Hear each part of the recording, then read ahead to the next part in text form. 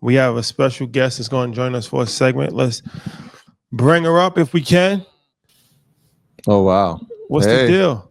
Hey. Hello. Hey, guys. How's it going? Good. Just preparing for InvestFest. Same. InvestFest.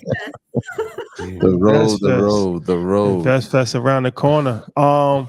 Okay, so Miss Business, actually our first guest that we ever had on Earn Your Leisure, and somebody that's been at every InvestFest so far, and a variety of other things that we've done. We've done live streams with EYL University, Market Mondays, the whole gambit. Yeah, I think everything we've done, you've been involved in. You've been a part of. That's a fact. Sure. Yeah, I think so. That's a fact. One way or the other, you've been involved. I've been involved, yes. So this year you're taking a major role, and the vendor marketplace, which is 400 businesses, everything from small mom and pop t-shirt brands to Fortune 5 companies like Fidelity. You are sponsoring the vendor marketplace. The vendor marketplace will be named after your company. Yes, they will. I had to step it up a notch, okay? No, wait. You have to. That's what? Fire's in the chat for that. Last year. Listen, Yeah, man, you I had think to. I deserve that. I think if anybody was going to sponsor the vendor marketplace, it had to be me. That's smart. I love it. You've become synonymous with the vendor marketplace. You've had the best booth for years running, and now, you took over a lot of real estate. That's a major real estate acquisition. She said, "I'm not a player. I'm not a player this year. I'm running the game." I'm not a player. I had to go bigger. I had to keep thinking bigger. So I want to. Oh, go ahead. Go ahead. No, I was gonna say it doesn't matter where I go outside of InvestFest. People say, "Oh my God, you're the person with that booth at InvestFest." So definitely known as, I like to say, the queen of the marketplace. So have to be memorable. Yep. I like that. I like that. So I know we got an announcement, but before I just wanted to ask you a question. Like, as far as for people that's out there, from a branding standpoint, can you talk about branding? Because you've obviously branded yourself from a variety of different angles, but let's just talk about InvestFest. You went out on a whim and put together an extremely elaborate booth, and that paid dividends for you, and you did that, and now you went even bigger and took over the whole entire vendor marketplace. So what is your thought process when you are looking at, like, I need to brand my business, my company, my name? Branding is so important. So when I'm thinking, so every single year, my goal in the vendor marketplace is, how can I stand out, right? And so that's what everyone should be thinking about. How can I stand out? How am I going to get people to come over to my booth? So when I was creating my booths, I never thought, I need to have the best booth. My thought process was, how can I attract people? How can I engage them? And also, how can I get them to remember me? So therefore, in the future, whether I get that contact at InvestFest or they remember me in the future in some way, I still take up real estate in their head, because you can't deny that you've seen this big 20 by 20 booth and we're playing games and we're interacting. And so when it comes to branding, I think that is so important. But I think that there's two sides of branding, right? So there's the branding where you let people know, hey, this is my brand, this is what I stand for, these is my ethics, this is how I operate, right? And then obviously you're engaging with them, and then you get them as a client. Then there's another aspect of branding where you actually have to touch people.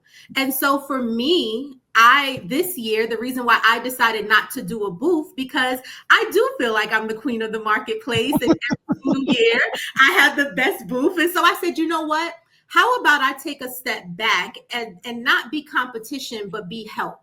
How can I serve the vendors? So every single year, people are like, what's your return on investment? How are you doing it? How are you doing these big booths? Does it make sense for you? What are you doing? How do you think of these concepts? Like, why do you go so big? Or how did you start out? Because I started out with a 10 by 10, right? First year, I started out with 10 by 10. So for me, this year is about giving back and letting vendors like we are going to be literally boots on the ground, right? It is going to be a team of us, an army of us, really just there dedicated to helping the vendors. So we've hosted webinars. I think I have an upcoming webinar coming up in a few days. It was fire. I heard it was fire. It was. And my entire presentation is talking to them about not only first, how do you prepare for the vendor marketplace? Then how do you when you're there, how do you grasp the attention? How do you actually create that transaction? And most times people are thinking about, how can I make the money just today? And it's not about just today. It's about, how are you collecting those contacts? So we went over that. So basically I'm teaching them how to prepare, how to be present when you're there. And then after, what do you need to do to make sure that you are able to not only leave an impression, but also turn that into dollars. So that has been great. My entire team, we are going to be there. So whether the vendors need help getting content, they need something to eat, they need a break, they need people to come over to their booth, it's going to be amazing. And we're doing like a competition, right? You always got to do something. So we are asking the attendees to vote. So we will have different categories. The team will be there. So just figuring out ways to, one, bring that energy to the marketplace, but then also showing business owners like how to make InvestFest the most. Like, there's 20,000 people there. Wait, where's this webinar? It's actually on the 7th. It's on the 7th at 8 p.m. So So what she referring to inside of EYLU, she's been gracious enough to give her time and her knowledge to our community to help them prepare. But that's not EYLU though. That's for every vendor. For every vendor, right. For every vendor. That's a fact.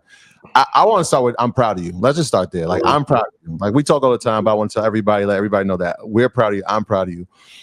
We're busy during InvestFest weekend for obvious reasons, but I think like next to us, like, you're right on that next level of super busy. Last year, you were on both stages. You were in the vendor marketplace. You were networking. How are you preparing this year yourself, right? Like, obviously, you have a business and your network.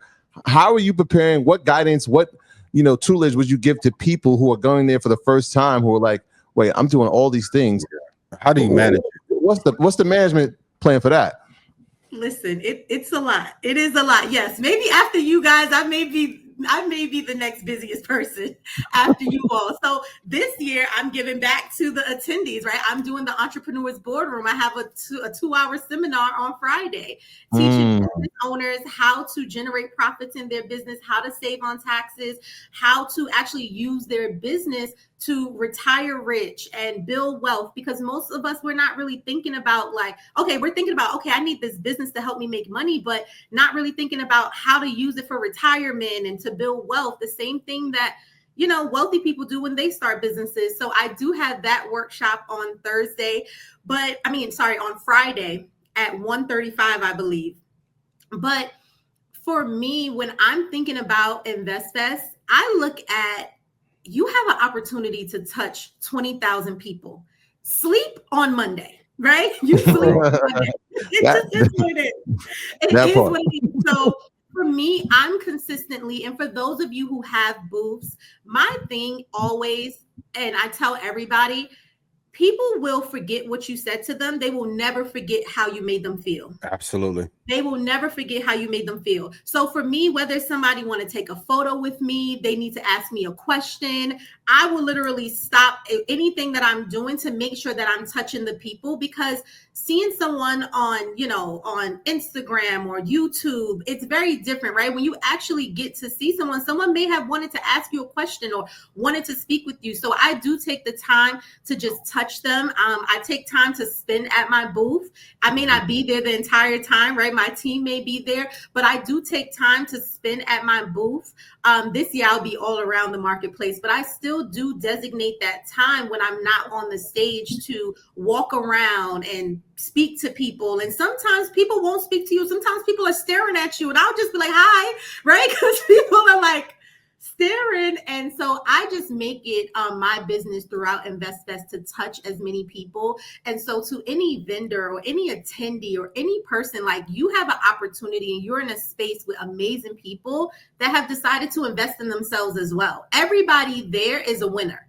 Everybody has taken that step to invest in themselves. So take that opportunity to network, to show up, and to just make people feel good. You can't go wrong with that. Two-parter for you. What are like the 3 biggest mistakes you see vendors make when they're in a marketplace? And how long does it take you? Like, I was incredibly impressed with what you had last year in terms of, but you ran me out of not one. I'm like, wait. Like freestyle battle. battles. I have a Jurassic Park theme. You got a game still going. I'm like, what? How long does it take to be that, to come up with a plan, execute it, talk about it with the team, and then also get the ROI back from the investment into it? Because those activations are not cheap. They are not cheap. So in terms, to be very honest, believe it or not, that activation last year, because I'm so crazy in my thought process, we literally kind of pulled that off within like 2 weeks, right? It's not ideal. Yeah, but I'm crazy, right? I'm like, I kept trying to think about what am I going to do? And I'm like, oh, the presidential election is there. And then I was like, you know what? I'm going to do Miss Business for the People. Because again, I'm always about just touching people. Mm-hmm. And so this year I'm keeping the same exact theme, Miss Business for the People, but I'm just flipping it. And it's about the vendors this year in the marketplace. So if I had to give an ideal, I would say about 3 weeks, right? So like everyone who is a vendor, you need to figure out now, and you need to be thinking about, how am I don't walk into any InvestFest without having targets. I know how many people I want signed up on my email list. Okay. I know my funnel, like, what do I want them to do? So whether that, if you have a free webinar, you need to make sure that that's set up. If it is, let's say, for instance, you may be doing a release, right? For people that have products, maybe you want to create some sort of hype around a release that is coming afterwards, because the reality is, when you're there, you want to make sure your number one goal for me is always to make sure that I can keep in contact with these people after InvestFest. Sure. Yep.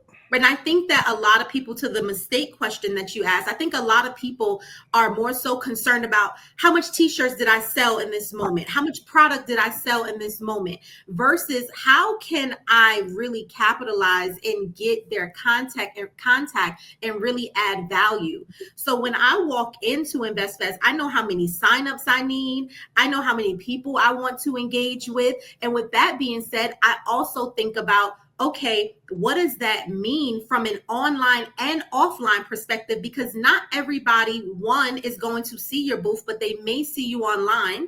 So now they know where to find you. And not only that, there may be people that's not at InvestFest that still want to be a part of what you're doing. So you have to make sure that you're showcasing that. And so when people are thinking about being in the room, sometimes they're not thinking about how to really capitalize holistically off of being in the room. And so that's why I see that. And that's why even when I did the first vendor webinar, I asked, I'm like, who's coming here alone? And so many people said, hey, I'm going to have to come there alone. And I said, listen, that's fair. You are going to come there. But that's why myself and my entire team, we're going to be there. So whether you need content to show people, or whether you're like, hey, I need help checking out. I may have multiple people at my booth, but I can't really, help them check out.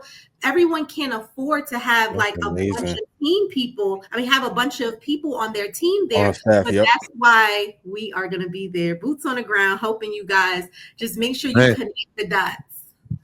Man, no, that's amazing. You know what? It speaks to the power of relationships, and that's really what everything that we done has been built on. Whether it's Ian, that's a relationship that was built just organically.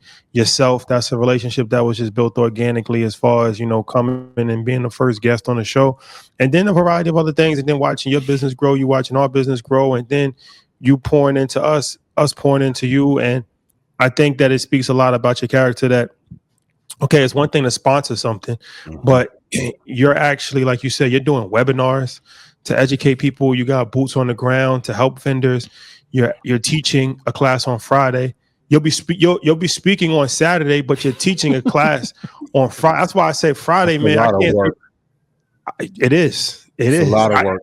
Y'all need to be there on Friday. I can't say that enough, man. there's a lot of education that's happening on Friday. Do not sleep on Friday. Friday is a day that you guys need to be there. But once again, I mean, you know, you never to be outdone. And one thing I like about you too is that you're not afraid to spend money. For sure.